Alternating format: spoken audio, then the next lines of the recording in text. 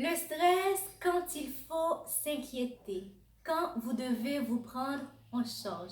À tout à l'heure.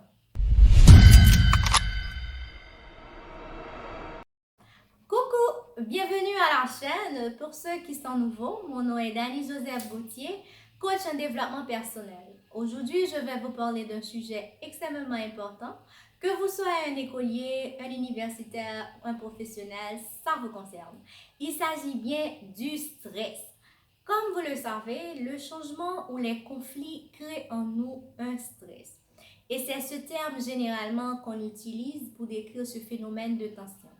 Et la meilleure définition est donnée par Ivan Sevich et Matterson, qui selon eux, le stress est l'interaction de l'organisme avec l'environnement. C'est une réponse adaptée. Donc, le stress est une réponse physiologique de l'organisme face à un danger, à une agression ou une situation d'urgence ou une menace qui peut être psychique, physique ou un environnement assez difficile. Et le corps réagit par l'intermédiaire d'hormones spécifiques comme l'adrénaline ou le cortisol qui vont nous booster au moment de passer à l'action. En fait, le stress en soi n'est ni mauvais ni bon. Il ne faut pas chercher à l'éviter, il faut plutôt apprendre à le maîtriser, à le gérer. Et les sources de conflits pouvant amener au stress peuvent varier. La personne lui-même peut être la source de son stress dans ses différents rôles, dans sa famille, dans son travail, dans sa vie professionnelle, dans sa vie sociale, peuvent parfois être en conflit ou bien sont parfois en conflit. Et c'est ce qui va occasionner des conséquences assez graves. Par exemple, la personne peut avoir des difficultés de concilier sa vie professionnelle et personnelle. Ou bien la personne peut ne pas être à l'aise dans son poste ou bien les rapports sociaux sont dégradés. Les rapports entre collègues ou bien un manque d'encadrement, un manque de reconnaissance. Tout ça, ce sont des facteurs de stress. Autre facteur de stress, l'insécurité financière aussi, l'insécurité de la situation de travail, c'est-à-dire que la personne a peur de perdre son emploi. Il y a aussi cette incertitude sur l'avenir de son métier. Un exemple un peu personnel, depuis que j'ai découvert ce qui me passionnait, ce que j'aimais dans la vie, je suis devenue plus épanouie, plus détendue. Ça peut nous aider aussi dans la quête du bonheur ou bien à mieux gérer le stress aussi. Le fait qu'on est conscient de ce que l'on veut réellement, de ce qu'on veut faire de sa vie, la direction de sa carrière, ce que l'on veut réellement, ça peut nous aider.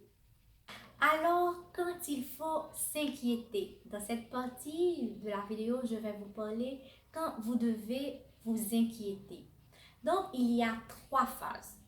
Dans la première phase, qui est une phase alarme, la phase 1, ponctuelle, c'est une réaction aiguë de l'organisme face à un stimulus.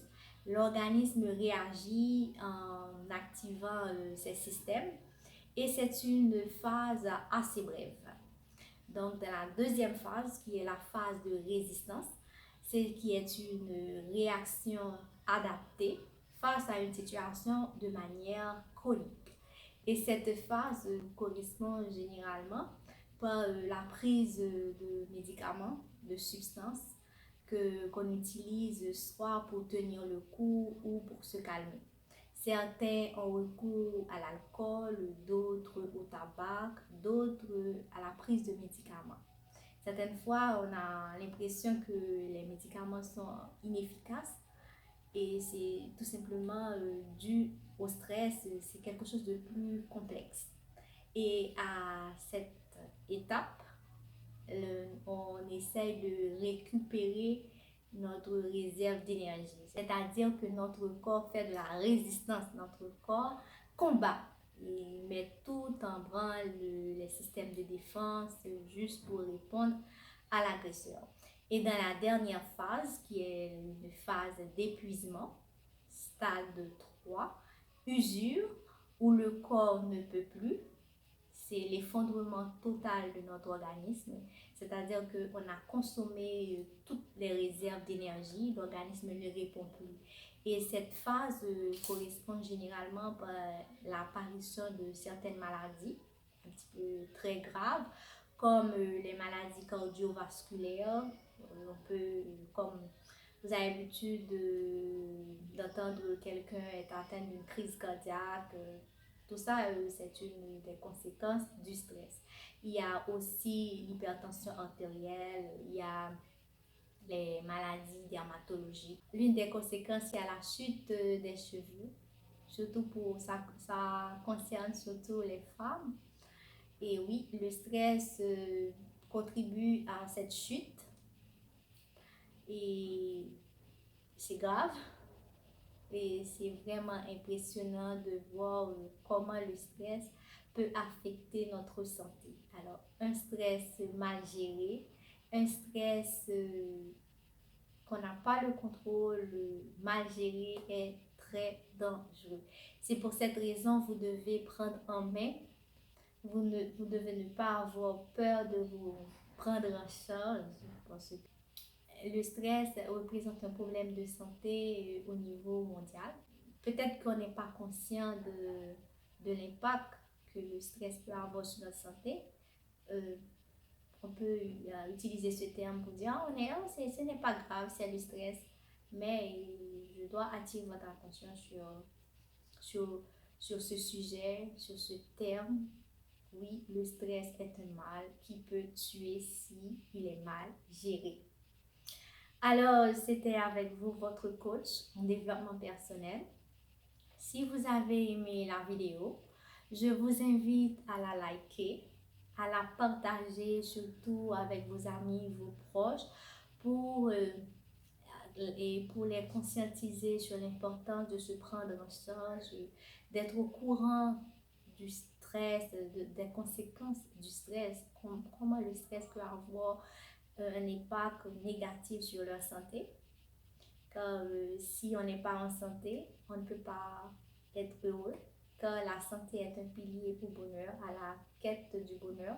Si on veut réellement atteindre le bonheur, il faut commencer par être en santé. Et surtout, je vous invite à vous abonner. À la prochaine.